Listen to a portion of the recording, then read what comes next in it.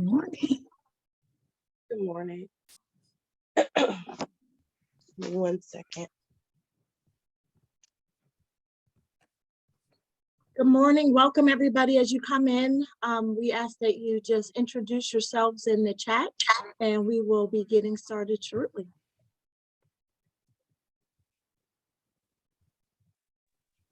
My name is Sherelle Munnerlin.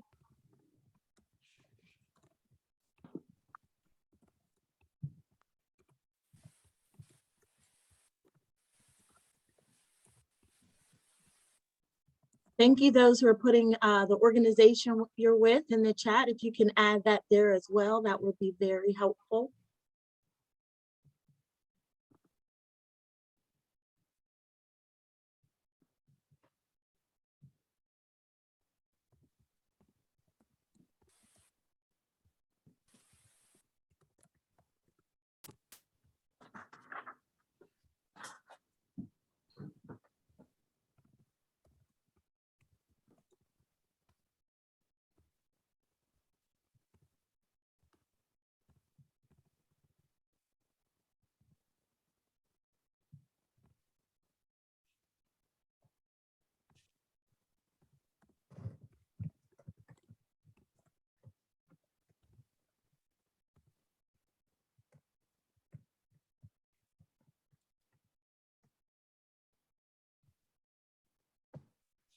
Good morning. We'll be getting started shortly, waiting for some additional folks to pop in this morning. Again, as you enter, please introduce yourself and where you're from in the chat. We are expecting a large group today. Today's session will be recorded, so I ask that you remain on mute.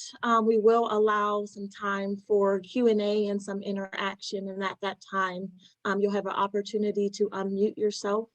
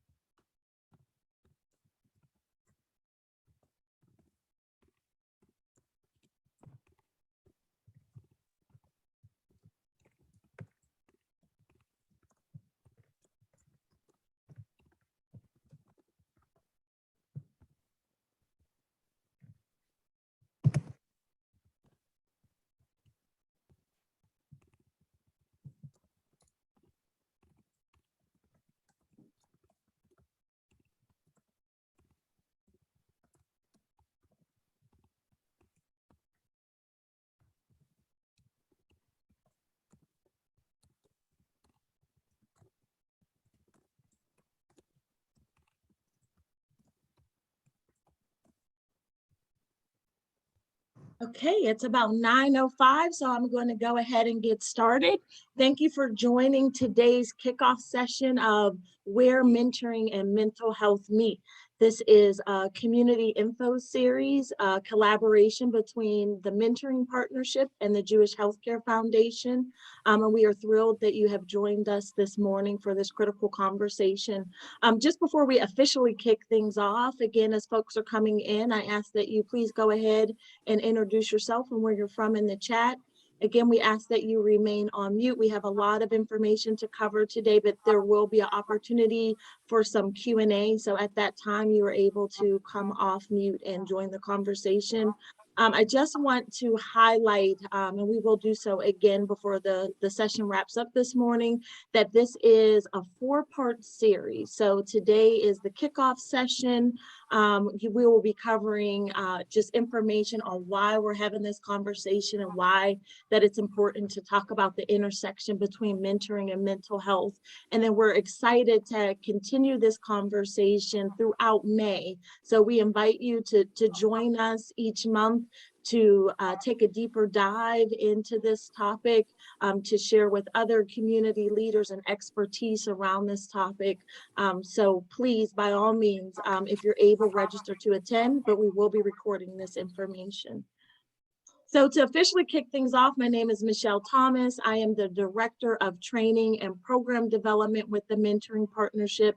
And I am joined by, as I mentioned, a couple of our colleagues, as well as colleagues from the Jewish Healthcare Foundation. So I am going to take a moment and just ask that they introduce themselves as well. We'll kick off with Sophia.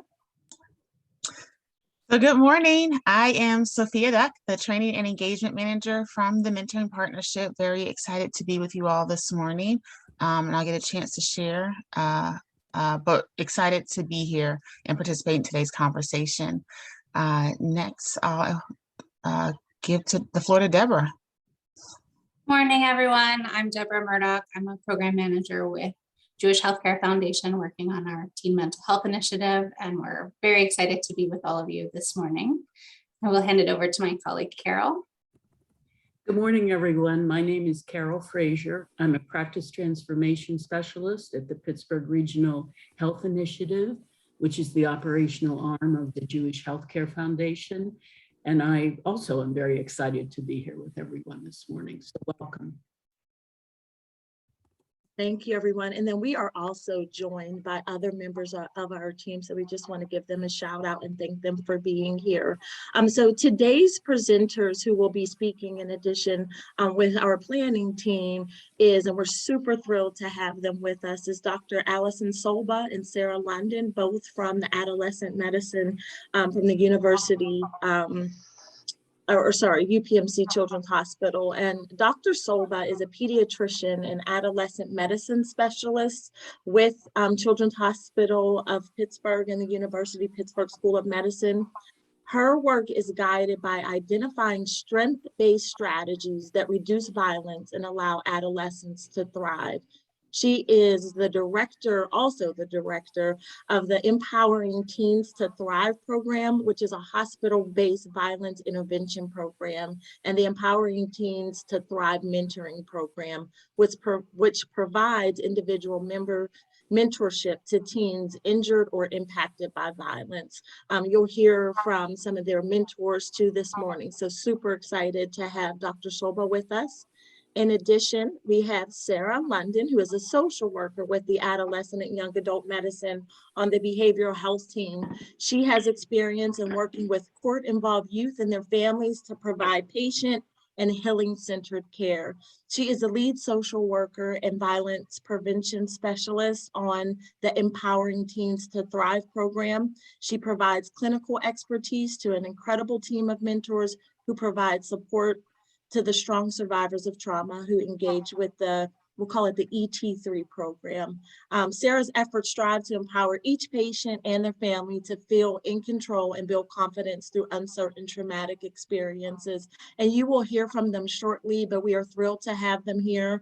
And again, they'll be on to share more shortly. So in thinking about today's conversation, and just to level set not only today's conversation, but kicking off this series of why this information is important. And I just want to go over some statistics with you that 1 in 5 youth will experience a mental health challenge at some point during their life. And I want to preface that these statistics aren't statistics that are a result of the pandemic. We know that just current times right now have impacted the health and well-being, not only of young people, but as a society as a whole. So as I share these stats, just kind of keep that in mind, because the pandemic would have further impacted these numbers. 17 million youth under the age of 18 have or had a psychiatric disorder. And just to kind of really highlight that stat, 17 million is more than the number of children with cancer, diabetes, and AIDS combined, okay? Half of all young people, or half of all people who are experiencing a mental health condition in their lifetime experience symptoms before the age of 14. And then the most, of course, astounding stat that each time I say it, it's hard to believe that suicide is the second leading cause of death for people ages 10 to 34. So to have this conversation this morning and to continue to have this conversation, and these are just 4 statistics. There's a number of other statistics of why this conversation is important and why it's critical as we think about mentoring and caring adults and youth development, how we equip ourselves to be ready to best support and interact and engage and listen and recognize signs and symptoms and working with young people in our community. So just want to pinpoint a few of PA stats specifically. High school students with depression are more than 2 times likely to drop out than their peers. 57.1% of Pennsylvanians aged 12 through 17 who have depression did not receive any care in the last year. And these are recent stats. We could spend a whole session alone on this next stat. 7 in 10 youth in the juvenile justice system have a mental health condition. There's a lot to unpack in just that statistic alone. And then 1 in 6 youth, excuse me, in US age 6 through 17 experience a mental health disorder each year. Okay, so 98,000 Pennsylvanians aged 12 through 17 have depression. So as caring adults working with young people, given those statistics, it's important that, again, we equip ourselves and we continue the conversation and advocate for the well-being of young people in our community. So I want to show you this conceptual model from Jean Rhodes, and it shows the mentors as key helpers and the impacts that they have on the outcomes for young people. So if you just think about maybe the mentoring program, if you're on from a mentoring program that you represent or a community organization that's working with young people, and you think about the outcomes that you have set aside for the young people that you're working with. So whether it's improved academic outcomes, whether it's improved behavior outcomes, or just ensuring that they're connected to caring adults in the community, just kind of put that frame of reference in mind. Some of the programs on the call their outcomes might be centered around college and career readiness.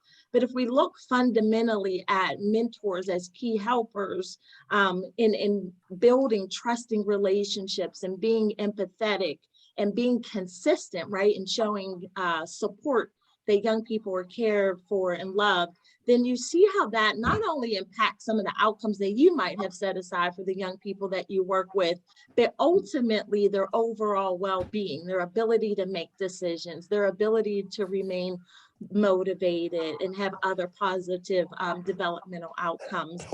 So having that caring support definitely, we know that it, based on research, definitely has large impacts on supporting young people. We don't want to portray that mentoring is the end all be all and it's the Band-Aid, that the importance of having caring adults in the lives of young people really does help not only impact some of the other outcomes that we talked about, but the overall mental health and well-being. So we've seen in some positive outcomes, increased trust, increased relational outcomes, less dysregulation of affect, improved confidence, etc. Again, there's things that happen along this continuum: trauma, additional trauma, pandemics, community happenings that can help impact those outcomes, but the importance of that consistent caring adult does make an overall difference. So I want to show you just kind of this graphic of webs of support and what that looks like for young people. So you have youth, and this may be hard to see, and again, we'll share this information as being recorded and it'll be shared out. But so making sure youth are surrounded by caring adults, not only at school in their community, but in their family and the after school environments and the larger, right, the larger community, like their peers, etc. I want to read a quote from Dr. Bruce Perry, and some of you may be familiar with Dr. Perry's work. Most recently, he co-authored a book with Oprah Winfrey titled "What Happened to You? Conversations on Trauma, Resilience, and Healing." And his quote here to me is again, the crux of why we're here today. And it's the best predictor of your current mental health is your current relational health or connectedness. This connectedness is fueled by two things: the basic capabilities you've developed to form and maintain relationships, and the relational opportunities you have in your family, neighborhood, school, and so forth.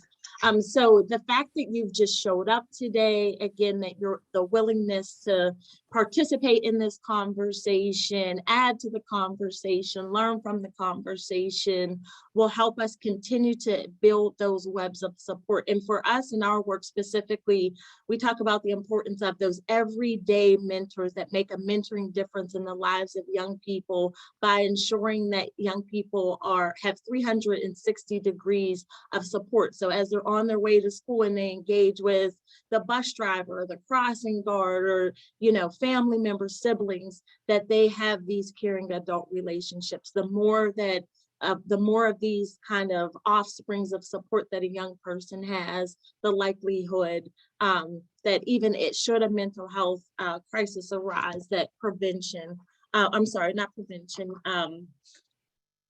healing, if you will, is available to them. So I'm going to turn it over to my colleague Sophia to talk about Search Institute's developmental relationships and some of the things that we cover in that everyday mentoring training that really lends well to the conversation here.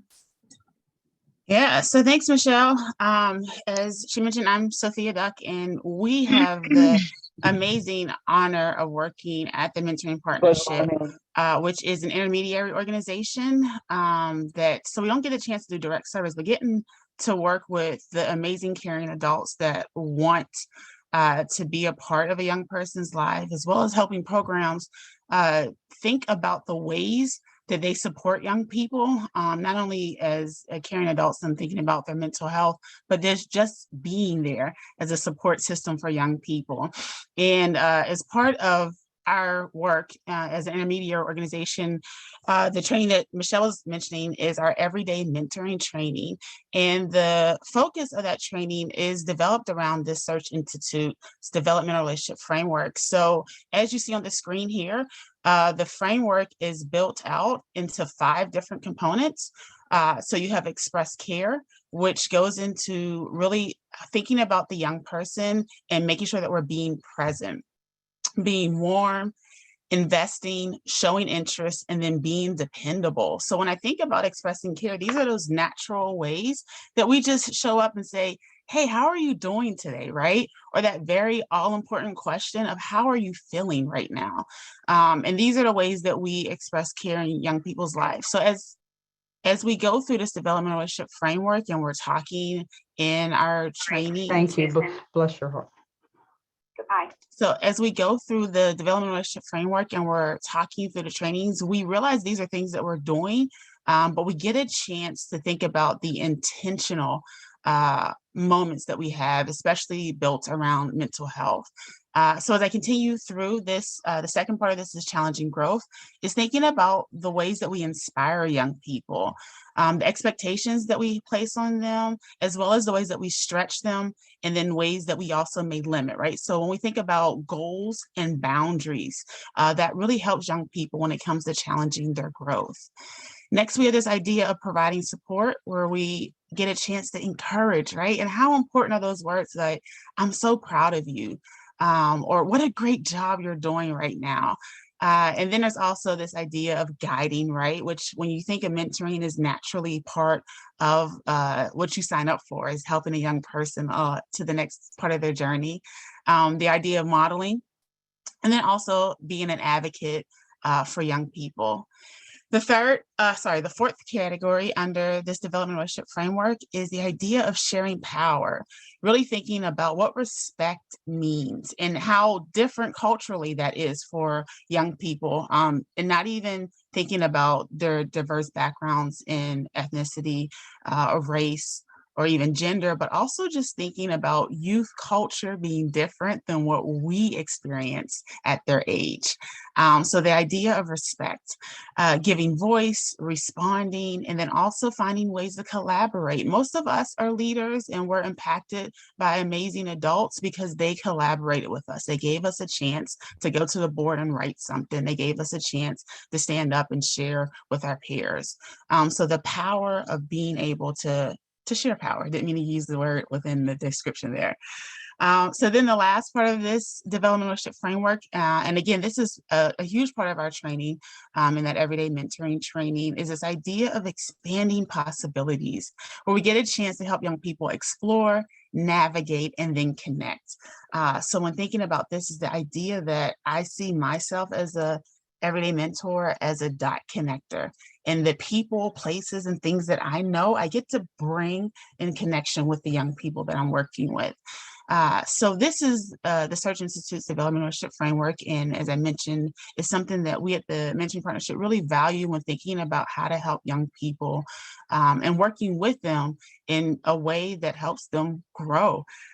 So two key things I want to point out from this research here are the two words that you see on the left side of your screen. One is empathy, right? So the ability to understand and share the feelings of another person, which is really important. And when we look at this, again, this developmental leadership framework on the screen here, we see empathy in the words that are written there, those 20 key points that I just walked through. Empathy is a very strong point there. The other thing that this Search Institute's developmental leadership framework allows us to really think about is the skill of listening. When we think about to listen, that means that we are fully tuning into the needs of the person that is talking. And by doing that, we're using our eyes, our ears, we're giving our undivided attention, and then empathy shows up again, right? We're using our hearts and really sitting next to somebody to hear what is going on. So as we can continue, for those of the programs that are on the call today that are familiar with us, this was just an opportunity to go through this again and really think again intentionally how mental health plays into this. And then those of you that are new to the Mentoring Partnership and want to learn more, this is an opportunity for us to stay engaged after and really think about how your organization can benefit from not only that training, but really thinking again about these intentional ways to help young people through this developmental relationship framework. So as I continue, there's a few things that we want to call to action today, and as we think about this 4-part series here. So in that developmental relationship framework, we talked about the idea of modeling. And one of the things that is really important to think about, especially when it comes to mental health and our young people are watching and listening to us intently, is modeling self-care. What are the things that we're doing to help ourselves? What are the things that we're doing that are allowing us to wake up and still be our greatness every day? So really thinking about what that looks like and how to help young people to learn new ways. Next bullet point here we have is to help youth develop stable relationships with supportive adults. So Michelle just talked about the webs of support and how we are all different organizations, different people, different roles that we have in our lives that are get a chance to work with young people and how we're supporting them from different viewpoints, right? So how is it that I can work with a young person while also recognizing that somebody else, and I'll just use Michelle for sake of conversation here, is also working and we're both helping to develop this young person, right? So really thinking about how it's not just what I can do, but how we all can work together to support young people. Next bullet point here says encourage healthy relationships with peers. A lot of our young people, right, we recognize this, they're going to go to each other often and sometimes first when they need support. So really thinking about what that peer mentorship may look like and those peer opportunities to share as ways of support for young people as well. Then we have encourage regular wellness visits with healthcare professionals. That speaks for itself, right? Making sure that we're encouraging young people to seek medical attention when needed. paying attention to warning signs and seek appropriate help if needed. Those spidey senses is something that we want to be able to pay attention to, right? We feel like something's wrong, and being able to communicate and talk to our young people. The next to last bullet point here we have is promote healthy use of technology. I'm really thinking about social media, and we'll have some conversations around that as we continue through this four-part series, but really thinking about what that means for young people, because they're engaged in their phones all the time, even when they don't have quote unquote minutes. They're still using their cell phones for Wi-Fi to connect with each other. So really thinking about the value of being healthy and doing that. And then lastly here, as a call to action to think about is to be a mental health advocate in the community, right? So thinking about language we're using, ways that we are sharing and talking about mental health, the ways that we're also connecting young people to those caring adults or professionals. We want to make sure that we're being an advocate and an ally for young people who may be experiencing a mental health challenge, and making sure that it is something that they don't feel ashamed of or a disconnect, but recognizing that this is something that is a part of our regular health. So if I got sick, if I was coughing, I'd want to treat that. And similarly with our mental health, a challenge, we want to make sure that they are seeking out the right professionals or getting help to support those needs as well.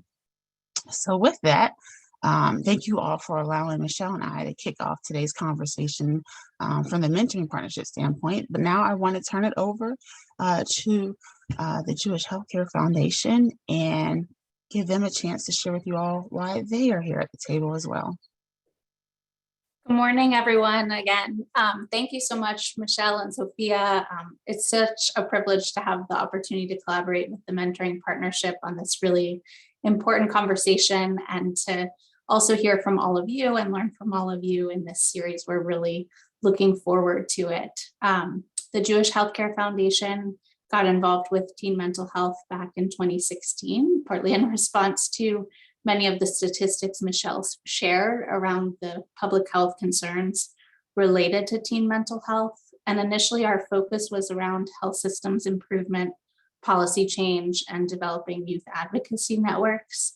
But over time, we began to realize and shift our emphasis and focus more upstream, looking at community-based responses and recognizing the essential role that you all play as community organizations, coaches, educators, and everyday mentors in the lives of youth, and the importance of engaging those networks and webs of support to strengthen the safety net around teen mental health. Particularly in the summer of 2020, when it became clear that the pandemic was a longer term crisis than we'd anticipated, and teens were faced with continued remote schooling, disruptions in their extracurricular activities, barriers to access for traditional mental health services and supports that they might access at school or in other ways, and significant increase in stress in their families and in their home lives. We shifted our focus to expand that emphasis into communities and work with a number of community organizations who are really creatively and innovatively meeting the needs of teens where they are during this past year and a half. And so we're looking forward to the opportunity to share some of their lessons and for you all to hear from them during this 4-part series. But we hope that will give you some things to think about and how your organization may already be responsive to teen mental health and wellness, and how you can continue to expand that lens within your own work. You can go to the next slide, Sophia. So we just wanted to take a moment to hear from all of you what you see as the most pressing needs of youth over the past 3 months. We know that this has been an evolving situation over the past 2.5 years, and the needs may change over time. And you all are on the ground working every day with youth and teens in various capacities and communities, And so we would love to hear from you. We invite you to participate in this mentee poll. You can either use your web browser to go to mentee.com and enter the code that's listed here, or use the QR code. My colleague Sarah has also placed the link in the chat if that's an easier point of access. So we'll give you a minute to join and hope that you'll share what you see as the most pressing need for teens over the past 3 months.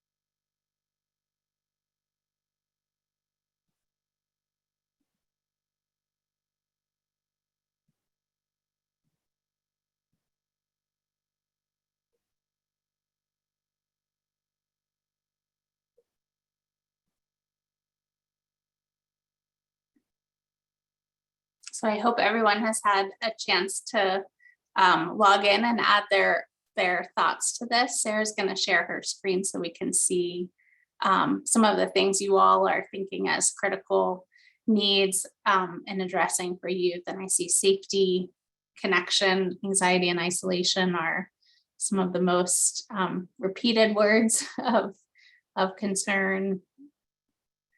Also looking at social emotional support, counseling, empathetic adults, connection, issues around acceptance and bullying, friendship and interaction.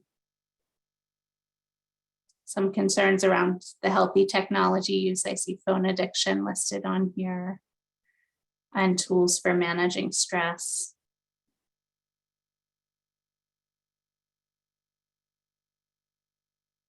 Thank you. This is, I guess, to us, not surprising. I imagine to many of you, you're feeling these same things, but many of these fall within the area of mental health and wellness. And if we go back to the slide, Sophia, we can share the next slide. Is a group of organizations that we engaged over the past 1.5 years who are like you, trying to meet the needs of teens. These organizations are a whole range of programs. They include creative and performing arts development, peer mentorship, and peer support. Many of them engage youth in youth voice and advocacy. Others are after school tutoring or drop-in centers.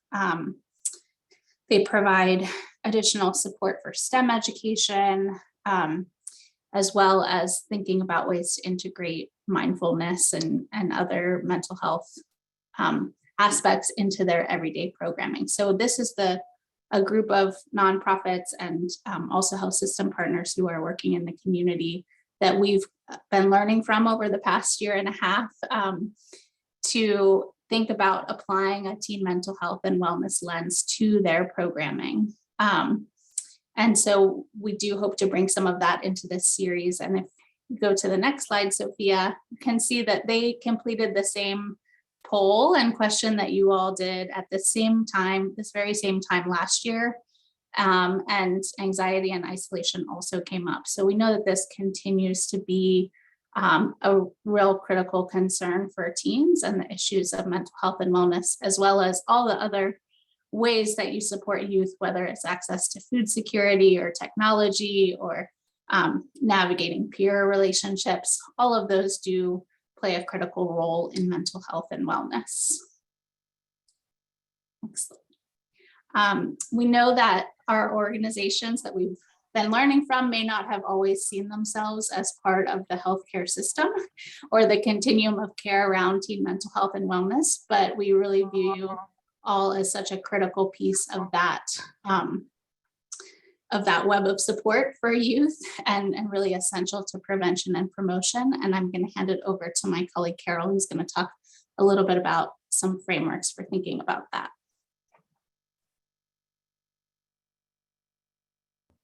Thanks, Deborah. And I think it's also my privilege to be here with the mentoring partnership and with all of you on the call. My background prior to coming to the Jewish Healthcare Foundation was as a mental health therapist, and I've had a lot of experience working with teens and families, and find myself most recently working on the physical health care side of things with integration of behavioral health and physical health, and actually beginning to think more and more about the transformation of healthcare.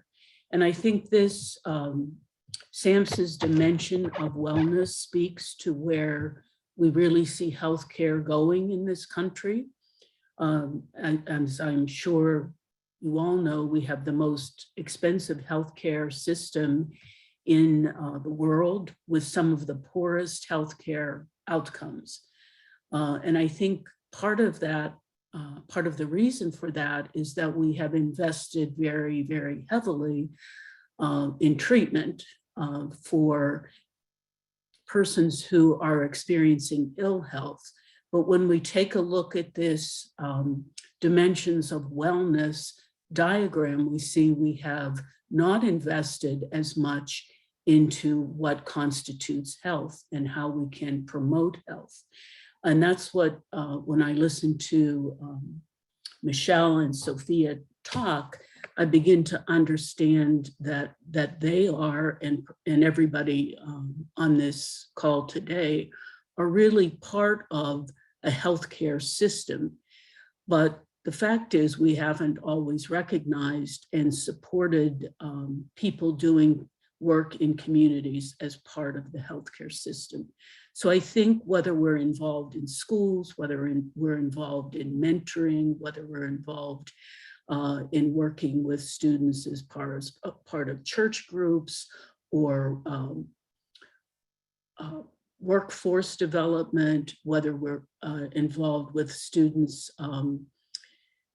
just even in terms of providing, as Sophia and Michelle mentioned, everyday kinds of supports, we are all have the responsibility, I think, and the opportunity to see ourselves as providing health care. I think mentoring is a form of health care, and certainly those kinds of contributions are not the ones that are done by the healthcare system, even though the healthcare system has an important role to play. So that's exciting to me, to begin to expand the healthcare workforce and begin to recognize the work that's being done at the community level and in all of the community-based organizations that we serve. Because I think it's important to recognize that health itself occurs outside of the doctor's office. Next slide. So we've done some investigation and around frameworks for excellence in mental health and well-being. And one that we have particularly been drawn to is a framework that was developed by the Wellbeing Trust. And as you see here, he has promotion and prevention as the basis for a framework for excellence in mental health and well-being. And where does that happen? That happens at vital community connections and conditions that exist in the community. So prior to having a pediatrician, prior to having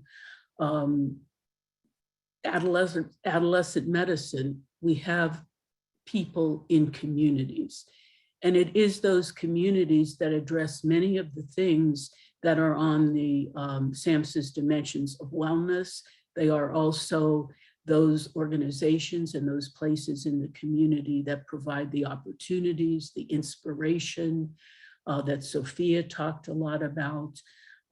They're the place where we, going back to Michelle's slide with the quote on the best predictors of, and I don't want to read it to you, I wrote it down. The best predictor of mental health is your current relational health or connectedness, fueled by two things: the basic capabilities you've developed to inform and maintain relationships, and the relational opportunities you have in your family, neighborhood, school, and so forth. So if those are the best predictors of mental health, and I'm going to say it, health in general, it is in the community that we have our first opportunities to see youth and families thrive. When we take this approach, we shift from what we traditionally think of in healthcare as healthcare taking place in the health systems. But the health systems and other organizations are part of the framework for excellence in mental health, and they occur following the vital community connections. And you can see on this slide, there's often various barriers to engaging in the treatment phase of healthcare. And some of those barriers we all know, many of you on the call have experienced. They have to do with lack of access. They have to do with lack of insurance coverage, cost, inclusion, being able to get to where the services are being offered, and having mental health and physical health being seen as equal, as having the same kind of access and coverage that we have in physical health. We do have the treatment professionals, the health systems, the judicial system, the educational system, workforce and workplace being part of the treatment. A lot of you are in schools and connect with schools. Some of you connect with health systems. Some of you connect with the mental health system. Some of you connect to the judicial system. And all of you reside within communities. So we have opportunities to engage those caring relationships, and I'm going to say health caring relationships, within treatment too. And then when we move to the maintenance phase for excellence in mental health and well-being, we really come back to communities with a community emphasis again. How are community conditions improved? You heard earlier about we need to become mental health advocates. How do we advocate for community conditions to improve, transportation to improve, employment, access to healthcare? How do we advance integration and have health systems see the work of community-based organizations as a part of healthcare? And how do we use structured evidence-based practices in our daily service providing? How do we use the data that we could, how do we use some of the data to guide our work in beginning to think about the services we provide and how we market those services, how we see ourselves? So community is vital throughout the entire framework for excellence in mental health and well-being and in healthcare. So our focus in working with community organizations is beginning to see themselves as part of this healthcare system, to understand some of the differences in languages between what community providers typically use and what healthcare systems use, so that we can begin to have dialogues and conversations together to really provide the best kind of healthcare we can in this country. Next slide. So we want to take a poll right now to, with all of you, to begin to think about what are you currently doing that supports the mental health and well-being of young people? How do you see yourselves and what you're doing supporting health care, particularly mental health and well-being?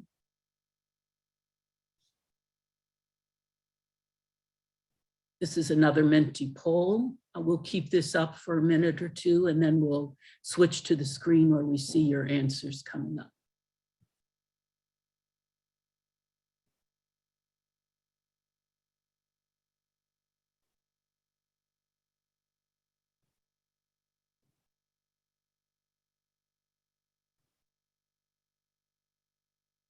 Can we see some of the answers coming up?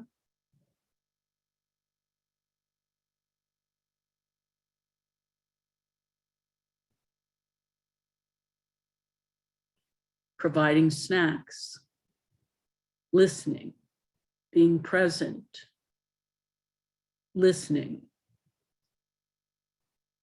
connecting to services, identifying and helping teens use their strengths to address challenges, providing safe places,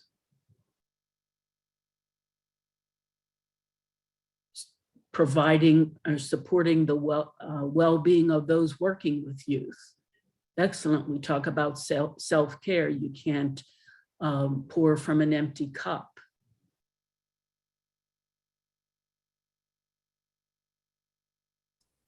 Offering art supplies for self-directed activities. Providing a sense of purpose. Providing a place to form relationships and sharing.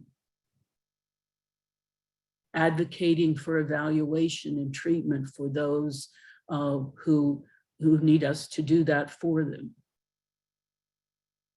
Having fun, providing recreational experiences and peer supports. Checking in with teens.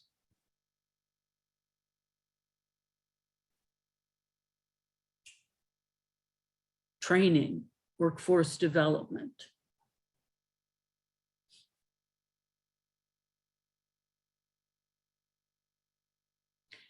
So if any of you have not thought of yourselves as providing the care and healthcare, I hope this begins to help you think just a little bit differently about the services you provide.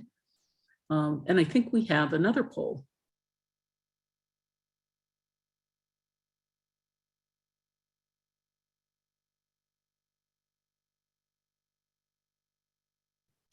We're back. No, we're going to go back to the strengths that the youth serving organizations share. All of the ones that we have, the organizations that we have worked with have shared that they always involve youth voice in advocacy and in creative program design. So that we're beginning to see youth as being more and more important in designing programs for that serve them, that many of the youth that we have worked with are committed to providing holistic, equitable health.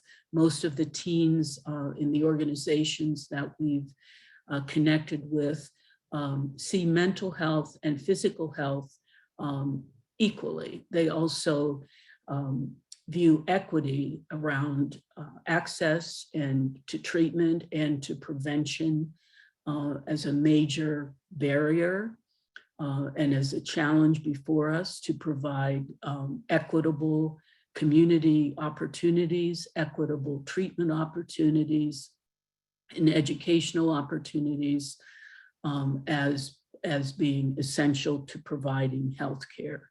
The organizations also have a strength, and you all do too, as fostering long-term relationships with teens and families. We often think of treatment as temporary, and it really behooves us to think more and more about how we encourage the natural supports in communities and how we can utilize those supports throughout care. It's you all who are providing safe places for teens to come together. And another strength of the youth serving organizations who have come together are to advocate for system changes. And those system changes could be in healthcare, they could be in education, and juvenile justice. Next slide. There's our second poll. What strengths do you see within your organization that enable you to respond to the mental health needs of youth and families? This is just a little bit different than what you're doing. What are the strengths that you bring to the table? Are they the long-lasting relationships? Are they advocacy tools? Are they commitment to equity?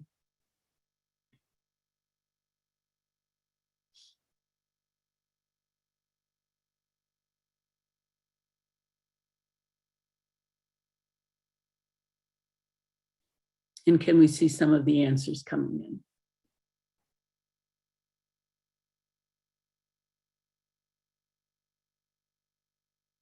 in? Empathetic, committed adults, collaboration, working together, strong collaborations with other agencies, being present and meeting youth where they're at.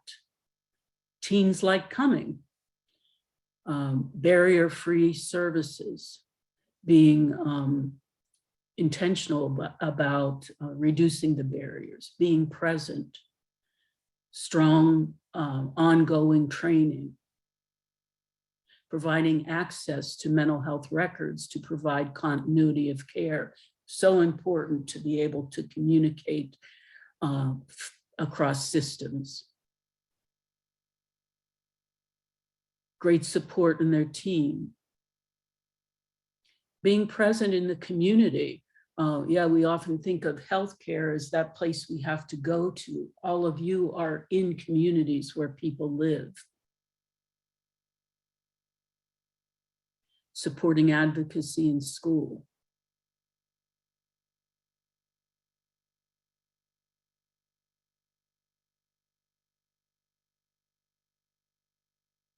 Showing up every day. So important to provide that consistent, I'm not going to go anywhere. I'm going to be there for you. Strong sense of community.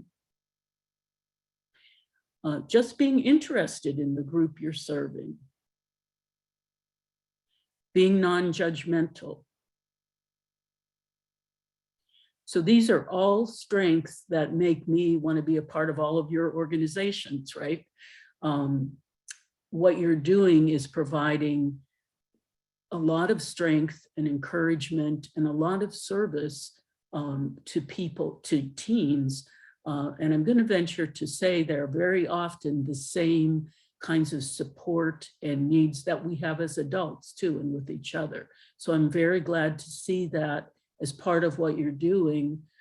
You're caring for each other on teams, you're caring for and listening to your peers and providing spaces for your own staff to connect, to continue to learn, to continue to support each other, being non-judgmental with each other, to be inspiring to each other.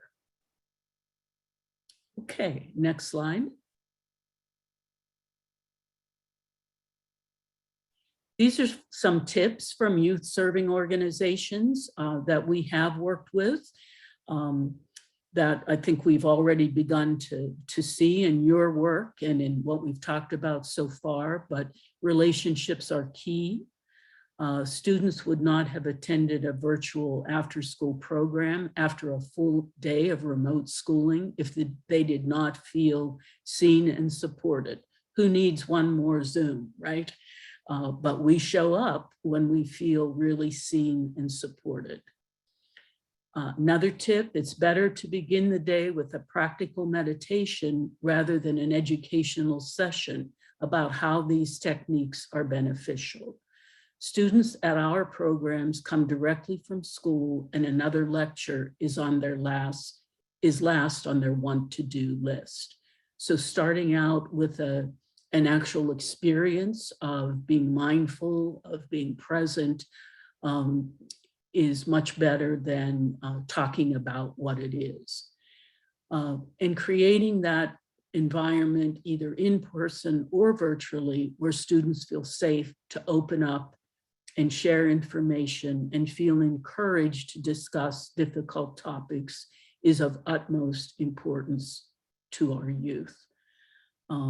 Again, across the lifespan, I think these are all very important tips, and they're certainly ones that you have already identified as some of your strengths and some of the things you do. So I hope as we move forward, you'll begin to see yourselves really as providing health care through your work every day.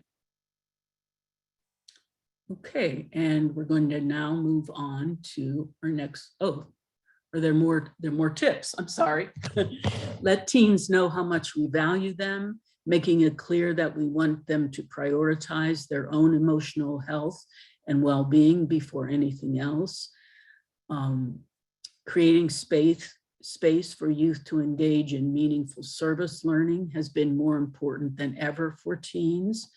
I think that's so true. Teens are so aspirational. This work allows them to build community, find purpose, and a framework for understanding the events happening in the world around them. And while it's important to cover things that are happening in the world and learn how they are impacting our students, we cannot always plan topics too much ahead of time. If something comes up that day, we want the students to know that their voices will be heard and their time is respected. So all of the things shared here came from some of the community organizations that have been working with us in the Mental Health Teen Collaborative. And the themes certainly carry over into all of what you have shared with us today. So that's really exciting from our end. Now I think we're ready to move to our next presenters, Empowering Teens to Thrive. And Michelle, I don't know if you want to introduce them again or if they're just going to go right into their presentation and share a little bit about themselves as they begin. I'll say Sarah and Dr. Solba, take it away. Yes, yes. So Sarah, do you want me to speak briefly and then I'll transition over to you. We are so delighted to be together with you all, and thank you to the Mentoring Partnership team for inviting us to be here today to really highlight work that's been happening within our Empowering Teens to Thrive program, which is really a program with sort of a dual focus. So one piece of the work that we do is around hospital-based supports and clinical supports for young people who've been injured due to violence. And so we run that piece of our work, which is really grounded in a model out of the Health Alliance for Violence Intervention, or the HAVI for short, focused on intensive wraparound support and resources for young people and families in the aftermath of a violent injury, and really individualized support, case management, medical follow-up, linkage to mental health and other community-based services to support young people through the coping and healing process. And then additional integrated in that work is our Empowering Teens to Thrive mentorship program, where we're able to provide individualized mentorship to young people who've been either injured or impacted by violence or trauma. And really providing sort of wraparound support to young people in community. And we're honored to be here today to share some of that work, to think about these intersections, and then also to introduce members of our mentoring team who will join us for the latter part of this session. And with that, I will hand it over to Sarah, who's going to walk us through many pearls of wisdom today. Hi, everyone. Thank you so much for having me. Before I start, I want to give us like 2 activities throughout this presentation. If you have a bottle of water next to you, go ahead and take a sip of that every time I touch my hair during this presentation, because it will be a lot. And then number 2 is that think about, as we're going into the weekend, happy Friday, about some of the self-care things that you're going to do this weekend and some of the fun things that you're going to do. I think that's what keeps us motivated in this really difficult work, is to remember all of the fun things that we get to do in our own lives and engage with different people. So first and foremost, we will go ahead to the next slide, Sophia. So as Dr. Solba just described as our Empowering Teens to Thrive program, this is what our beautiful brochure looks like. And so these are kind of all of the services that we provide to the young people and families that we work with. So medical follow-up, victims assistance, emotional support for traumatic stress, brief trauma-focused counseling, referrals to community-based services, such as school support, legal advocacy, and food, housing resources, connection with community, and community-based one-on-one mentoring.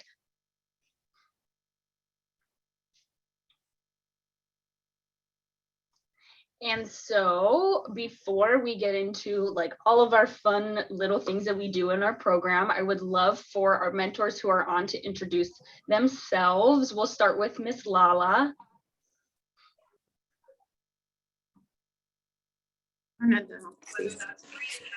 Hello, hi, my name is Miss Lala. I am one of the facilitators for ET3.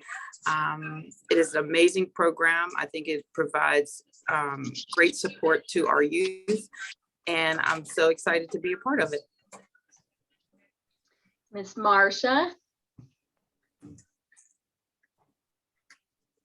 Oh, Miss Marsha, let's unmute you. That's okay. I bet you can hear me now. Hi, I'm Marsha Jones. I am a retired educator, and I am an ET3 mentor.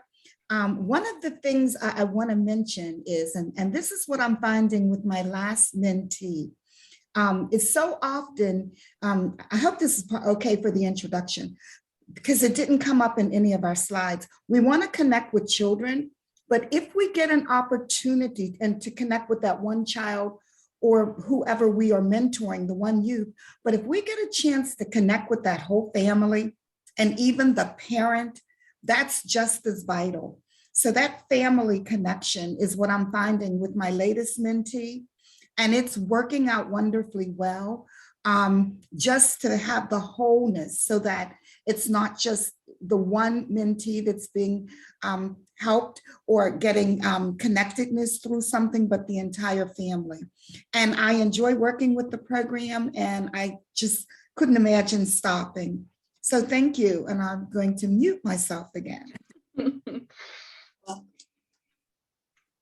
And then Miss Kiana couldn't make it with us this morning, but if Mr. Paul is on, we would love for him to intro himself. Hi, everyone.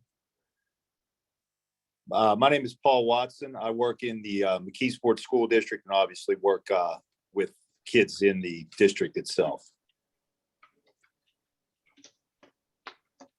Thanks, Paul. And Miss Brandy, are you on?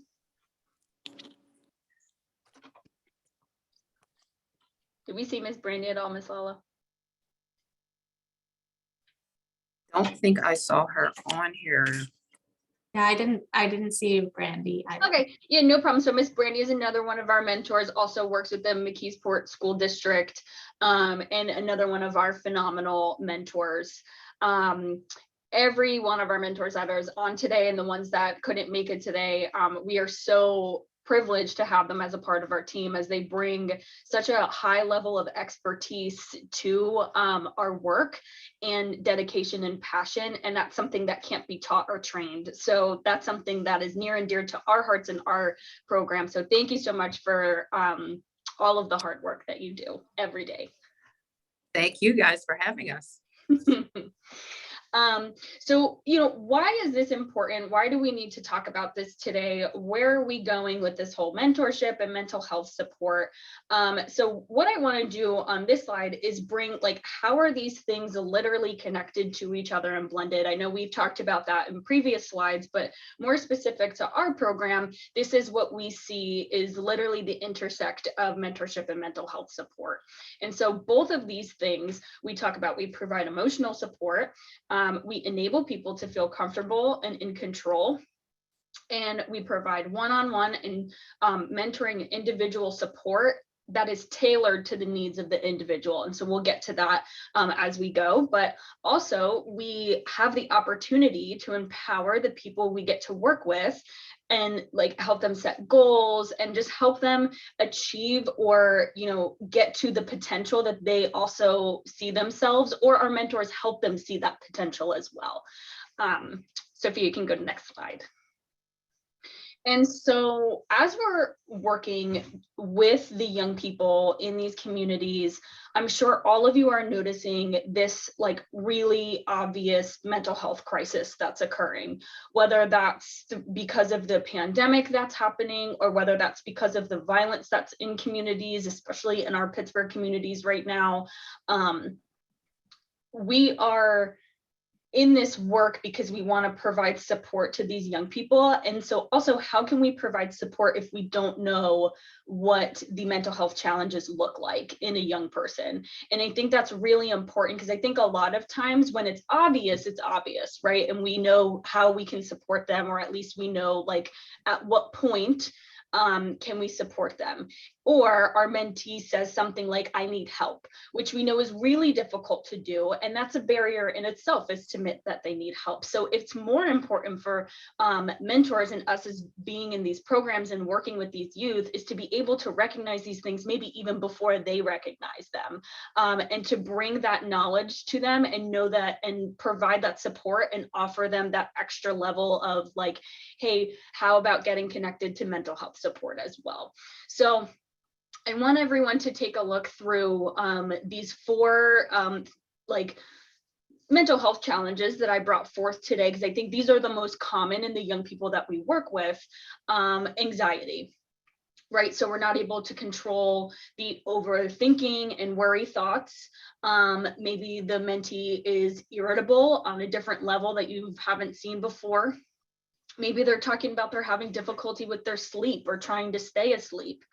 Or maybe they're just having difficulty concentrating. And that's because there's so much for them to worry about in the moment that they don't know how to control that, and their thoughts are getting out of control. Depression, right? We sometimes know what depression looks like, but I hope to bring some knowledge to you all today that, we know how to notice low mood in young people, low motivation and lacking joy in activities they once experienced. Oversleeping or not wanting to get out of bed, or having some version of inconsistent sleep. So staying up really late into the night and then having to sleep during the day at some point. And then the obvious of feeling helpless, hopeless, or worthless. And then obviously, right, we want to always make sure we're checking in on the safety of the young people that we're working with, as far as having possible suicidality or passive death wish, or really not caring what goes on in their life at all. That definitely takes us into a new category of wanting to make sure that we get that young person connected with help as soon as possible. And then the 2 other ones that I included on here that I think are really important, that might be a little bit harder sometimes to recognize in young people, just because they don't present themselves always as outwardly as anxiety and depression sometimes do. And so grief and trauma. Right? A lot of times when people in general experience grief, it looks very differently for everyone. And so we want to make sure that I tried the best that I could to put some bullet points in here, but if we know that there's a young person experiencing a loss, or a family experiencing a loss, these are some ways that can come out for you all to be aware of, but also, right, knowing that it does look a little bit different for everyone. So symptoms of anxiety or depression can happen. waves of anger and sadness triggered by remembering the person who has died, feeling guilty of their last interaction with the person who has died, or possible increase of substance use. And so also with grief, right, it's this level of different types of different processes for everyone as well, right? As we know that grief isn't linear. We don't just like get over death, obviously. So that's something that we always want to make sure if a young person experiences a loss, that we're constantly checking in with them and normalizing their grief and letting them know that it's okay to feel the way that they're feeling. Can I be an outlet? How can I be supportive for you as you're feeling grief? And so that's something that we train our mentors to do. Well, I don't train them to do much. They know all these things, but they're so in tune with the young people that they work with that they can recognize these things on such an incredible level that I just provide some words to what they already do. But and then also recognizing how trauma affects the young people that we work with. I could get into a whole like trauma brain science situation, but I think to go over our bullet points here, we have some ways that young people display that they've experienced trauma, or that they're kind of these coping skills that they've learned, almost like survival skills, in order to protect themselves from not experiencing the trauma again, or trying not to remember the trauma. So difficulty trusting others, fighting with others, having difficulty in school, whether that's not paying attention or behavioral issues in school, feeling sad, angry, fearful, anxious about the traumatic event, again, difficulty with sleep, and then experiencing nightmares or flashbacks. Those couple bottom ones are more like direct with like a PTSD diagnosis, but we also know that not every young person qualifies for PTSD, right? Or experiences PTSD after a traumatic event. It could look different. So that's why I want to talk about and make sure I draw your attention that like the difficulty trusting others, fighting with others, difficulty in school, and just kind of some of these mood imbalances is really important to pay attention to when you're working with mentees who have experienced trauma on different levels. So you can go to the next slide. Oh, thank you. Okay, and so with our program, I've narrowed it down into 3 categories. That was not easy because we do a whole bunch of stuff in order to reinforce the mental health of our young people that we get to work with. And so the 3 things that I want to go over today for all of you is how we engage mentees in motivational interviewing, how we use what we call a healing-centered care engagement approach. There's a lot of words that we can go with, but formerly known as trauma-informed approach is also how you can explain it. And then how we build rapport with the mentee and their support system. So something that Miss Marcia opened up with, because I know it's so important to her, is engaging with the whole family. And so Miss Marcia, I'm going to call on you on that slide because I think you have some really great tips and tricks with that. And I'd love for you to talk about one of your mentees that you get to talk to the whole family for. Okay, next slide. Okay. So one of the ways that we just talked about is how we engage our mentees in motivational interviewing. This is not motivational interviewing training. I know that everyone's going to get a shot at that, but this is how we adapt motivational interviewing to work with the population that we work with. And so the way that we get to do that is we center the entire like talk or motivational interviewing approach around the mentee and encourage them to be in control. And I'll talk about how we do that in a moment. We use a supportive approach versus judgmental in order so that we can build some confidence. You're going to hear me say control and confidence a lot. That's another opportunity to drink your water so we can all stay hydrated throughout the day, or your coffee, caffeinated, whatever it is. And then how we have MI skills help our mentees to have their own reason to change their behavior based on what's important to them. If you've ever tried to change anything in your life, you know how difficult it is. And the only way you can actually do it is if there's something for it in it for you, right? Or if there's something important to you about it. So helping the mentee find out what it is that's important to them, because sometimes that's difficult to recognize. How we seek to evoke change talk from the mentee as they feel supported by their mentor to engage in change.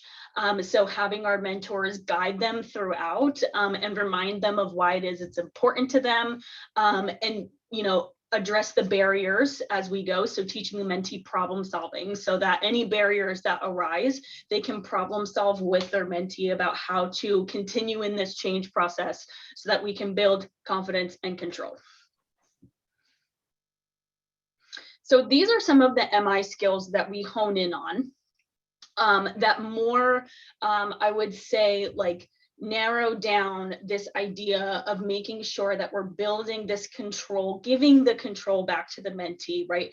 When they're experiencing everything that they're going through in their life, right? All of those mental health challenges that we talked about before, all of the stress that we don't see on the forefront, right? When they go home, if they're on probation, if they have like an essay that they have to write, like school stress, there's so much going on for these young people.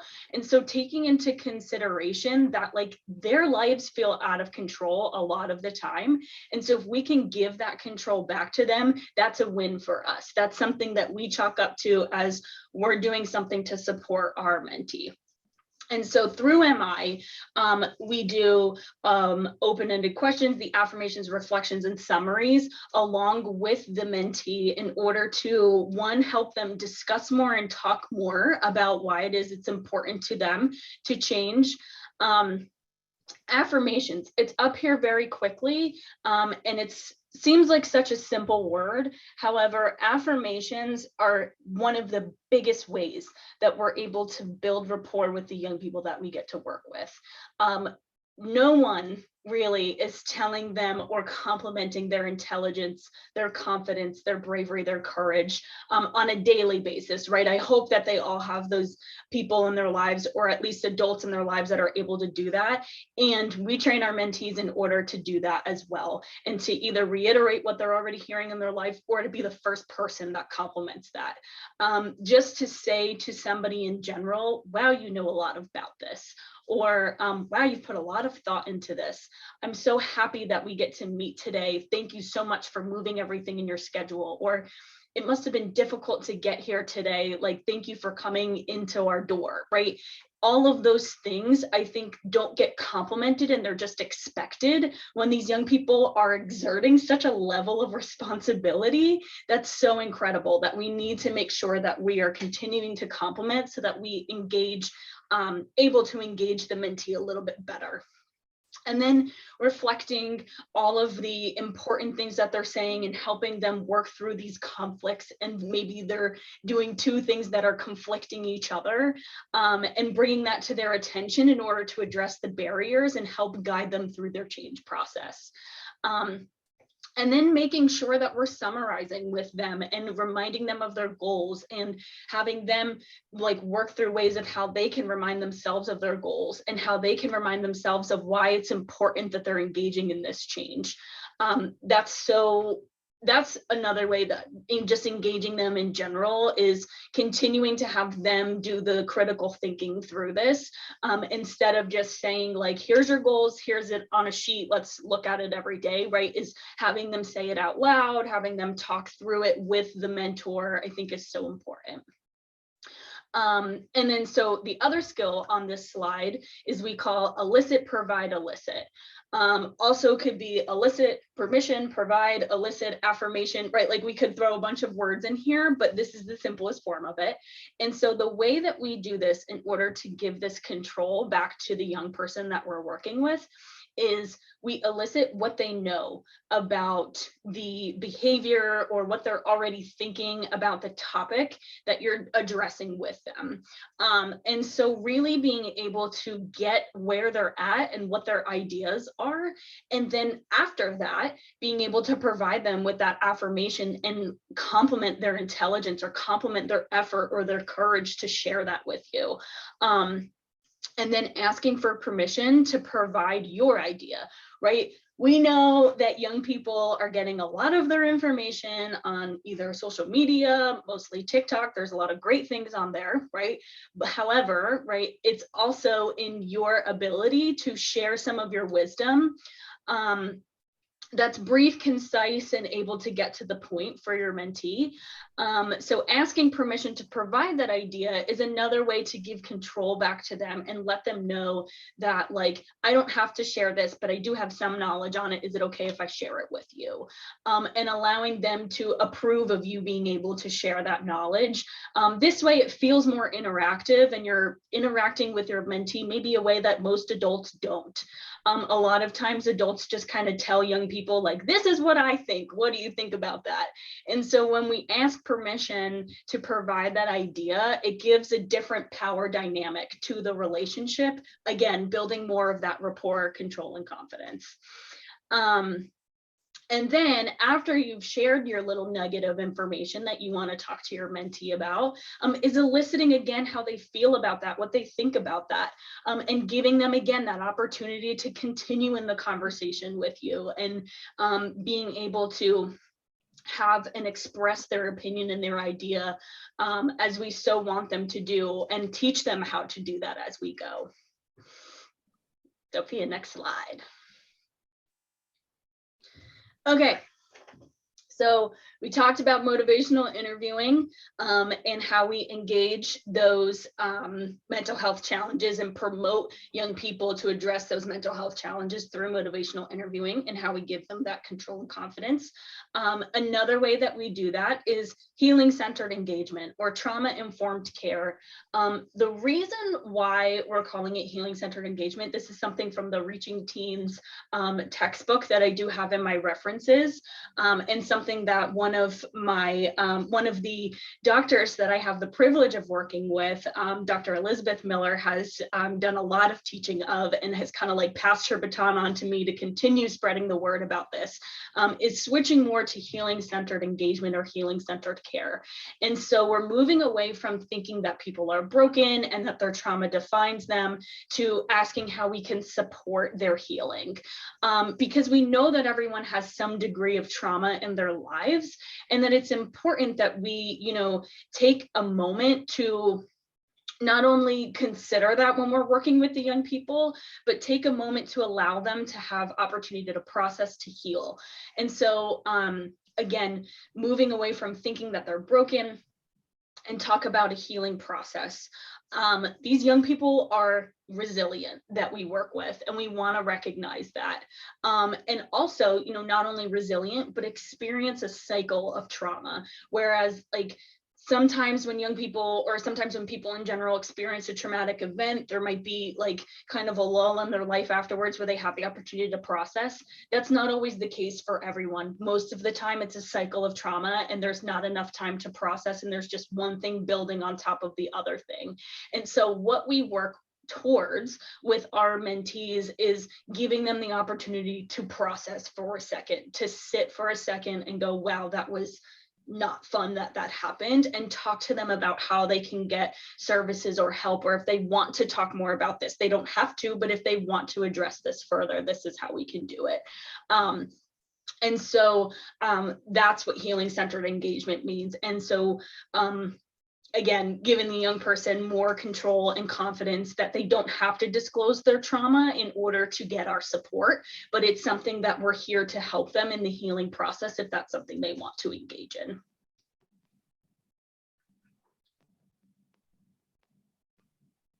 Okay, and so this is specifically how our mentors use the healing-centered engagement approach with every mentee that they're working with. So one of the first ways that we do this is we offer resources and support to the mentee without requiring for their story to be told. This seems pretty simple. However, it's such a big deal to the young people that we work with. Their stories are sacred. Their life experiences are really near and dear and vulnerable to them. And it's something that they've shared with people before, and maybe those people haven't helped them the way that they thought they might have been helped before. And so it's important that we approach working with them as like, you don't have to tell me anything that you don't feel comfortable telling me. That builds rapport on a whole new level of like, you're not required to tell me why you're sad. I can recognize that you're sad, and we can still work together, and we can like do all of the things that you want to do. And so with that, building trust is very difficult, right? When we talked about the young people who've experienced trauma, trusting others is so difficult, and it should be, because they should guard themselves and they should have control over, you know, what they experience next. That's how they're going to protect themselves and survive. And so just to kind of like reinforce that, if you will, and compliment of like, you're right, you've been through a lot. You don't have to tell me anything, but I'm here to support you and I'm going to show up for you. I'm going to be here. That's what this is about. That's what healing centered engagement is. And so when we say offering resources, we mean like talking to them about all the different resources, even our clinic, right, that Dr. Stolba and I work at, that they have the opportunity to access whatever resource they want to, but they don't have to disclose why they want to access that, if that makes sense. Most of the time they do anyway, which is totally fine. But just because our mentors build a level of trust with a lot of the mentees from different programs as well, and know a lot about them, or like Miss Marcia was talking about before, knowing a lot about their family. And so just letting them know again, right? Like, I'm here to support you no matter what you've been through. Using phrases like you deserve the best support for what you're going through, or everyone deserves to know where to ask for help when they need it. This word deserve is not something that young people hear on a regular basis, right? A lot of the times, young people get labeled in general as being needy or attention seeking and things like that, especially when they're experiencing mental health challenges. But what they're actually doing is seeking connections, and they're seeking to connect with someone. They're seeking for somebody to hear them. And so all of the behaviors that are maybe, you know, labeled as concerning or labeled as problematic, those are the ways that they're showing us that they want that connection. And so being able to say to us, like, you deserve this, you deserve support, is like, it goes into their brain. And in my head, I've seen it, like, literally, I've seen it on a person's face where it just like explodes in their brain of like, what are you talking about? I deserve something.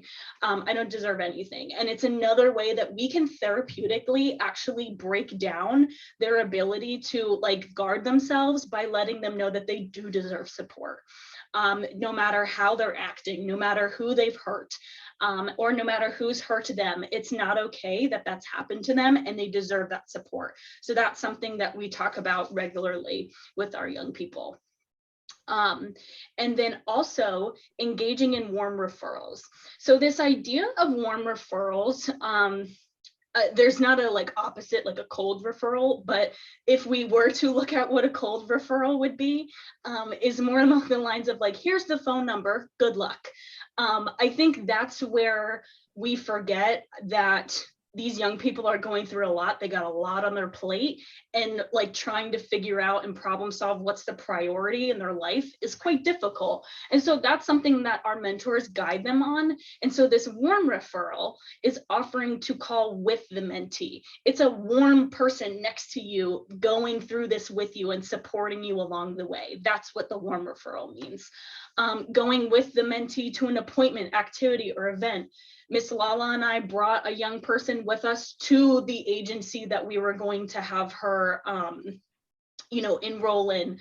I know Miss Marcia has been places with the families that she's working with, and so along and more, and just constantly being there, right? Showing up, that's the warm referral. Introducing them directly to the person that's going to provide them with the next step of support. Hi, that's me, right? Like, so getting on the phone, we've got on FaceTime with mentees before. Hi, this is Miss Sarah. This is the agency that she works at. Would you like to go and have an appointment and go meet with her and talk about how to get connected with mental health resources? Or hi, this is Miss Alison, Dr. Solba, however they refer to her, doesn't matter, right? Would you like to go have an appointment and talk about birth control? Would you like to go have an appointment and talk about your injury and get some more services and some more medical connection for that? That's what our mentors do. We get on and they do the exact warm referral to myself and Allison, and I think it speaks it speaks to them in a different way, that they have these connections to these people in this field that seems so inaccessible sometimes. So that's, like we say in our brochure, we like to create access. That's the access we like to create directly and right to the source. We also train the mentors to say we know people, and then they can just get on FaceTime with us. I know Miss Brandy and I have FaceTimed with a couple of her mentees before. And then lastly, offering to help them problem solve and navigate the reality regardless of what they've been through. So that kind of like sums up all that we're talking about here, is being able to say like, okay, this is what's going on. Miss Lala, I'll use one of your mentees as an example, like grandma's giving you a certain amount of days to live in her house. This is the reality. How can we problem solve this together? What are we going to do next?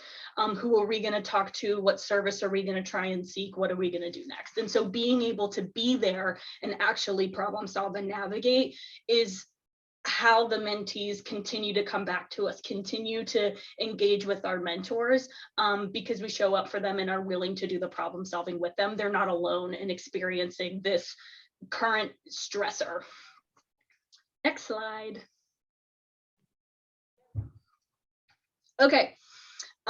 And then I want to make sure also, as we're talking about our healing centered engagement, our motivational interviewing, how we're talking about, you know, recognizing mental health in young people, how do we help them with mental health, right? Do we just, you know, right, in this warm referral idea, do we just call somebody and hope that there's an appointment available, right? Sometimes in this mental health crisis, there's a wait. There's not always someone available right away. And so this slide, I hope for you all to take with you, as all of you, I'm going to use my healing centered engagement on you. All of you deserve to know how to help your mentee when they're experiencing panic, anxiety, depression, grief, a recent loss, an extreme traumatic event, and they need help grounding themselves and calming down for a second so that they can problem solve a little bit better. That's what I'm going to talk to you about next, is that as our, you know, we talk about this all the time about like our mentees are experiencing so much like active trauma in their life that there's like no time to really think, and there's a lot of panic going around, right, with violence and all things like that. And so being able to provide these grounding techniques to our mentees and being able to say like, I have an activity that I want us to do together, can we do this together? And so one of the topics here is called grounding techniques. And so what grounding techniques aim to do is control the young person's worry thoughts, control the young person's panic, control the young person's anxiety. And so how we do that is we attempt to, one, take their mind off of the worry thoughts, but also try and reconnect their mind and their body.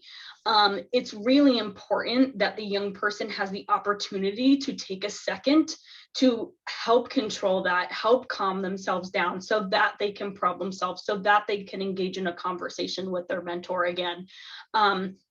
And so the first way that I have listed here is called 5, 4, 3, 2, 1. And so this focuses specifically on a person's senses.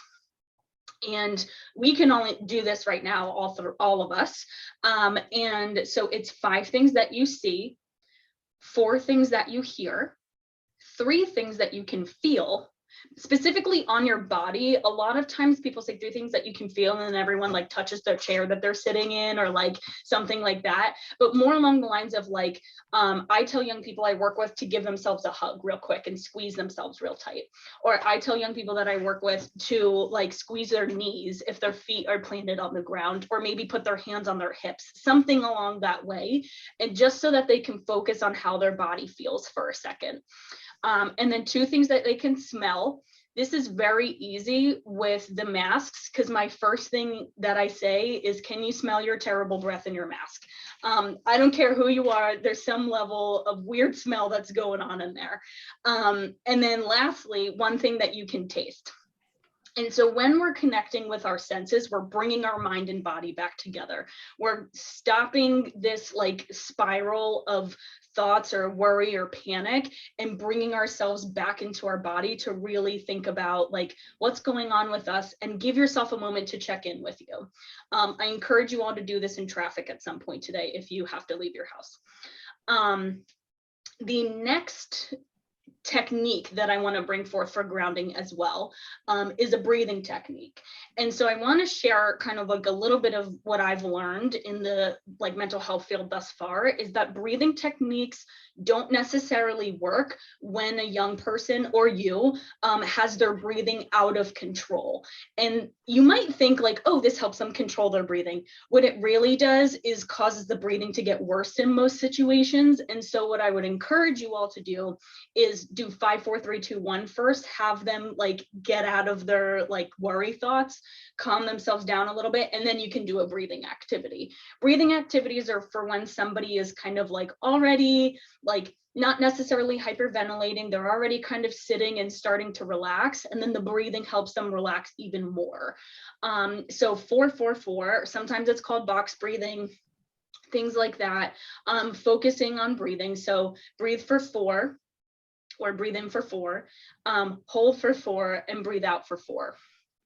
We're actually, funny story, we're developing like pamphlets for our clinic, and one of our interns, she put breathe in, hold, and I said, Aubrey, we're not breathing out in any of this. This is not good. So breathe in, hold, make sure you breathe out 4, and really drag that 4 out. Sometimes I even do an 8 count with the young people, depending on like how long we need to do this for. And hopefully what you'll see is kind of like their whole body like readjust and relax. And then the last grounding technique is called focusing on your feet. And so we can all do this one again together. If you're sitting down and kind of like putting your feet on the ground, you can stomp them out a little bit and sitting back in your chair. And just kind of like closing your eyes for a moment and really focusing in on what your feet feel like in your shoes on the ground. Do they feel hot? Are they touching the ground? Are you even wearing shoes? Do you have to right now? Can you wiggle your toes? Can you point your feet? Can you flex? Can you roll your ankles a little bit? And breathe in for 4. Hold. And breathe out. 1, 2, 3, 4. And so when you do this with your mentee or even yourself, you can practice these things in yourself and get really good at them so that you can teach them a little bit better. Hopefully, like I said, you'll see kind of some shoulders drop. I hope all of your shoulders dropped a little bit. You'll see kind of like people just be able to, yeah, Miss Lala's stretching now, right? Like just kind of like really feel your body and what's going on with it. It really helps get out of that worry thought for a second and bring your person back into the present moment so that you can have that conversation again. If your mentee is starting to get like really angry about something, or like I said, really panicky about something, any 3 of those grounding techniques are helpful to do with them, to re-engage them and allow them to put their mind and their body back together, because they deserve how to know how to control their thoughts, feelings, and behaviors. Okay. Also, when we are working with the young people, because I know that we wanted to focus on grief and trauma at the same time also, is managing these feelings after a recent death or after a traumatic event. And so what we're going to talk about is directly after those things, not necessarily like years or months, but directly. So making sure that the young person that you're working with is getting their basic needs, right? If we're looking at like Maslow's hierarchy of needs, what's their basic need that they like feel that they are not getting in the moment, so that we can kind of like build that hierarchy back up so that we can get them to a point of talking about that mental health. If they don't have their basic needs, there's no mental health treatment or intervention that's going to be able to happen, because their whole like equilibrium is off, right? So making sure that they're getting hydration, nourishment, sleep, so important. This is so difficult for young people sometimes, and people in general, after you've experienced something so traumatic, to focus in on your sleep and help your mentee, come up with a sleep routine or whatever it is. Just addressing sleep in general, I think, is important with the young people, checking in on if they're sleeping. And if they're not, right, remembering that those are all the things that are connected to that mental health piece. I'm sure you saw a across the board in the anxiety, depression, grief, and trauma, inconsistent sleep is something that definitely contributes to those mental health challenges. Reminding them that healing is not linear. This is something we alluded to in the beginning, and that everyone has their own definition of acceptance. It doesn't have to be, right, that they accept something terrible really happened. It could just be they accept the death, and that's all that needs to happen for that moment. And just meeting your mentee where they're at. And then assisting the young person in seeking formal help if they're ready. We know, and studies have shown, right, that it's important to at some point address what's going on so that they can talk about maybe any maladaptive coping skills that have developed over the years, or maybe just be able to reframe some thinking and turn some things more into positives for them if they're experiencing hopelessness or helplessness. And so how we talk to the mentees about that is through our healing-centered engagement, through our motivational interviewing techniques, and being able to engage them in a conversation about it and what would be the benefits of that, or how maybe, what are you worried about with that? Let's talk about it. Let's work through some of those things together. That's something that mentors can do, absolutely, and just kind of being able to address that with your mentee of like, you're right, you have no reason to trust this system. Let's talk about how maybe we can put a Band-Aid on this, but at some point we're going to have to talk about this again if it gets worse, right? And so being able to let the mentee know, like, I'm going to keep checking in with you about this because I care about your safety. I care about what you're going through. I care about how you feel. Sophia, next slide. Okay, Ms. Marcia, I'm going to put you on the spot for a second. So she talked about, right, building rapport with the whole support system. This is something that Ms. Marcia does really well, and I know all of our mentors have done at some point, but a mentee is only as strong as their support system, and letting them know that they don't have to go through anything by themselves, I think is often how young people, especially young people who have experienced a good bit of trauma in their life, often go through life by themselves at that point and have difficulty asking for help. And so our mentors often engage the parents and guardians, or the whole support system, so the young person understands how their support system comes into play for them. Sometimes that's something that's lost for a while. Sometimes that's something that they're working on trying to get back, like a mother-son relationship, like a grandma-granddaughter relationship, anything like that, and trying to work through those things together so that they can build more support for each other. When a mentee feels more supported by their support system, I'll use the support again, it helps kind of give some relief when an issue arises, or when there's some sort of pressure that the parent or guardian is experiencing. They can turn to our mentors and say, I need help with this. I don't know how to navigate this on my own, or can you help me navigate this, to relieve some of that pressure off of them and show that young person that there is other supports that they can help. That's role modeling, asking for help as well. And so we teach kind of how we can engage the family better in this, so that the young person is, again, right, feeling more safe. If we're looking at that hierarchy of needs, what did I make a triangle or a square? Triangle, so that that hierarchy of needs is being addressed. That safety piece is so important. Safety and feeling secure for the young people that we work with, especially when they've experienced different levels of trauma or different levels of violence in their life. Ms. Marcia, are you able to talk about and give an example of how you're so good at this? Sure. I think one of the things that is vitally important is this particular mentee that I'm working with. This is fairly young. She's 13 years old. While she didn't have acting out behavior problems or anything of that nature, she was really withdrawn. And mom actually came to ET3 by way of the grandfather, who's very active in her life, seeking support for his granddaughter. And the first thing the mom asked me to do, and this is where she and I established a relationship, was not to contact her father. She said, my dad is very concerned and I'm so grateful for him, but I'm their mom. So when I agreed to do that, that immediately established trust. She then opened up to me about her daughter, what she was seeking, and I sought her advice as well. I said, well, what do you think the problem might be? How do you think we can best approach it? So that I wasn't an expert, we were a team. And when we're a team, that works better. Then the mom, when she found us having a team-centered approach, she said, well, I've got 2 other daughters, and this is what's going on in their life. And I'm like, okay. So she's sending me pictures of the girls. She's telling me about their interests. And then I said, well, you know what? When first I'll talk to my mentee, and then if you'd like me to give you advice on your other daughters, just let me know. Well, she didn't really want advice, but what she wanted was an inclusivity. She wanted them all to be a part of the process.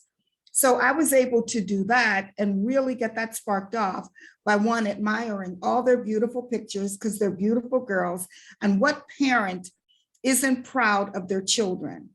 And then the second thing I did was over the Christmas holiday, when I took a gift to my mentee, I included the whole family. I didn't just, I didn't want sibling rivalry. I didn't want my mentee saying, look what I got. And the other 2 sisters saying, you know what? I want that too. I didn't want them to act out to get the attention that she was getting. And it worked perfectly. Then, I was able to say, I'll go to, my mentee has an IEP. And as a former special education teacher, I offered to attend an IEP conference with the mom and to give her as much guidance and support as I could, and to act as an advocate because she's concerned about some of her daughter's academic performance. With COVID, I have to be honest, I have not attended the IEP meeting, but I told in person. I told mom if they set it up virtually or they include me virtually, I'll be glad to be there. I think it's important to be flexible too, and to say, what do you need today? One of the other presenters this morning said, you can't always come with an agenda. I may feel like we're going to work on this for today, but if the family, not just the mentee, if the family has a different need for that day, my agenda is pushed aside. And so I think that flexibility. And then Sarah, you did something. You said, is this a square or a triangle? And I thought, triangle. That's what I think about, a 3-fold cord. Mm-hmm. I'm the mentor, the mom, and then the mentee. Mm-hmm. And a triangle is a very strong base scientifically. And so if you have that 3-fold cord, if you have that connectedness with the whole family, if you don't exclude, but rather include, because a lot of times, and not in this particular case, this is not that case, but it would work if a mentee is acting out or needs support in areas of behavior or addiction or choosing the wrong peer group to associate with, things of that nature, things that are extremely problematic. Sometimes the root, the beginning of those problems is because the whole family needs help. So if you can get that connectedness with the family, like in this particular case, the mom really wants a job. And so I'm trying to help her get a job, but it has to be a job where she's home in the evening with her children and she's there in the morning to get them off to school. It may be in a different family that mom or whoever the caregiver is needs mental health support. It may be that they need support with drug and alcohol counseling. We don't know. And if we focus just on the mentee, then we might just be putting a Band-Aid on the mentee's problems and not really, I hate to use this word. I heard it this morning and I said I wasn't going to use it, but the new coin, deep dive. We've got to do that deep dive into the family structure sometimes without being intrusive. And I think we do that by building trust and supporting everyone as they need it. So I don't know, that's just, this family kind of opened up the door for me to do that. You know, nobody's put, there's no blame being put, there's no pressure. There, it's just a really open-ended menteeship, you know, and as much as the parent is working, all of the children are working, the youth, I should say, because they're various ages, and it's working out well. So to be flexible, I think, to have that threefold core base, to have that trust, and just to have a willingness, which I think everybody on this call does, a willingness to support young people. Because I know if we didn't have that willingness, we wouldn't be here. We just wouldn't be here. Thank you, Ms. Marsha. And I want to, Sophia, can you go to the next slide? And Ms. I want to give you an opportunity to share some of your experience mentoring at these intersections too. So if you want to unmute, and then if anyone has questions in particular for the team and want to put them in the chat, Sarah and I can help field those too. But Ms. Lala, why don't you take the floor? And Paul, you can come and there as well. Do you want to add? I'll let him add first. Do you want to give any insight about your, you know, with your mentees? You know. Well, no, I think that Miss Marsha said it best. I think that, you know, Mrs. Harper and I were just sitting and talking about just the ability to have to give people a forum where they're comfortable to speak about some of the struggles that they have day to day. You know, not necessarily school, but just day-to-day life situations. Last night we spoke and talked about just making better life choices with nutrition, you know, what you eat and how you take care of your body. So, you know, we give them a, as I said, a pretty much of a platform to speak and talk about anything, which I think, again, it contributes to their comfort.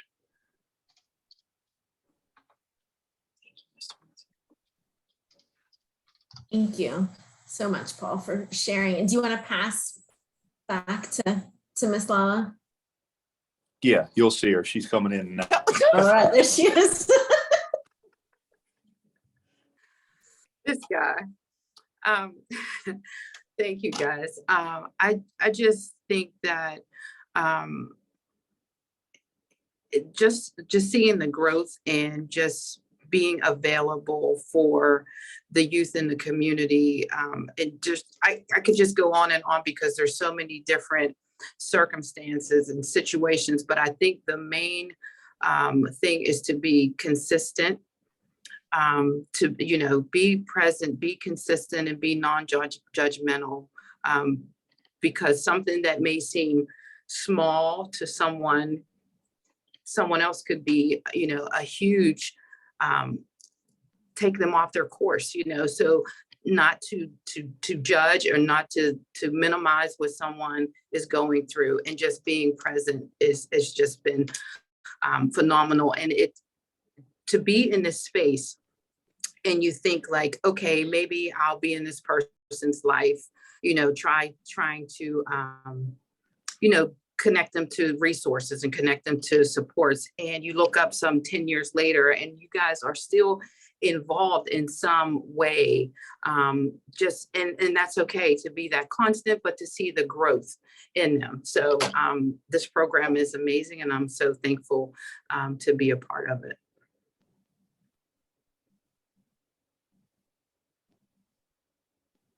I don't know whether you wanted me to speak on anything specific, but I've tried to give something general for the sake of time. Yes, no, thank you. I think that's super helpful. And if maybe you want to wrap up thinking about sort of an example of where some of the mental health pieces may have come up in some way in the experiences that some of your mentees have been grappling with, sort of how maybe that presented, and how you handled that situation. Oh, sadly, there are several. But particularly I'll speak on one. There's one that that has diagnosed mental health issues and from a young age. But as she got older, she said that she was on medication when she was younger, and she just said, it makes me sick to my stomach. Physically, I don't like taking it. I know that I need it, but I don't like taking it. Is there anything else that, what do you think I could do? Because when I'm not taking it, I feel like I'm out of control also. So just working with this person and trying to help her recognize some of her triggers, helping her to connect with some resources, and recognizes, like I've heard on here, understanding that I'm not, the specialist, and I'm not a therapist, but I'm the in-between to connect. Just seeing that and working with her and connecting her to some resources and helping her learn some of her coping skills, it has been phenomenal. It is going to be a continuous thing. And she recognizes that this is something that she believes and understands. This is something that she will probably need to manage throughout her life. But she is grateful that she is getting these tools that she can have to, be a productive person if she chooses not to go the medical route, I'll say, for now. So there's been that was one, and she still is someone that is near and dear and I'm still very involved, and we are all very involved because we are a team and we come together and we discuss our different mentees and we help each other. We give advice and we piggyback off of each other, and I think that's what makes us a strong unit. Thank you so much. And I'm sorry to the mentoring partnership team for us running a little bit over our time. So I want to hand it back over to you all to wrap up, and deeply grateful for the opportunity to be here with you all today and for our incredible team. It's such a privilege to learn and be together in this work. So thank you all. No, Sophia, Michelle, I told you all I could talk for hours about this stuff, but thank you so much for the opportunity to really educate everyone on this. And I hope that I get to learn from you all one day as well. Awesome. Well, thank you. So Dr. Alison Silva, Sarah London, your mentors, Miss Marcia, Miss Lala, for being here and for sharing with us all of the great experiences that you and the things you are doing in the ET3 program. We hope that today's conversation, there's a lot. I mean, I was taking notes myself. I was sitting here and writing down some of the strategies, especially one of the things that's come up often for us at the Mentoring Partnership in some of the trainings that we lead is really thinking about how, as mentors, we help young people who are going through grief in this time of loss. So I'm thankful that we were able to directly speak to some of that today, and recognizing that those are some of the concerns that we're often hearing right now. So thank you for touching on those things. As we come to a close today, Michelle put in the chat a link to take the survey for today. There's also a QR code on the screen for you. Some of us can stick around to fill out more questions, but I think that this is a conversation that will continue, right? And this is just the beginning of this 4-part series. So on the screen, as you see, our next session will be Friday, March 11th at 9 a.m. We're going to see you next month, and that conversation is going to include a few community-based organizations thinking about program integration of mental health and wellness. We're going to be joined by Dr. Candace Bernicer as we explore the impact of social media on mental health. We'll also be joined by one of our the Teen Mental Health Collaborative partners with Center of Life, which is who the Jewish Healthcare Foundation mentioned earlier. So just thinking about how we're going to, again, continue this conversation.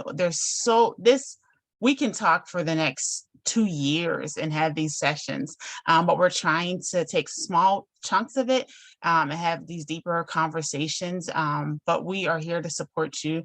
So we definitely want you to stay in touch with us at the Mentoring Partnership and the Jewish Healthcare Foundation, as well as our guests today. And you'll be able to, we'll make sure we send a follow-up with everybody's contact information, and look forward to what our next conversation will be. So please, again, I ask you to complete the evaluation so we can learn how we can be more intentional with our next conversation, and then thoughts on ways to share resources as well. So I'll open the floor if there's any additional questions or thoughts. Other thing I want you guys to do is take a deep breath, because we need to continue with our Friday and the youth that we serve and the programming that we're doing. So as you transition from today's call, remember that practicing of self-care. So I appreciated Sarah's mention of hydrating during this call. So make sure that you do take a drink, take a deep breath, stand up and walk, whatever it is before you transition into the rest of your day today. And have a wonderful and safe weekend.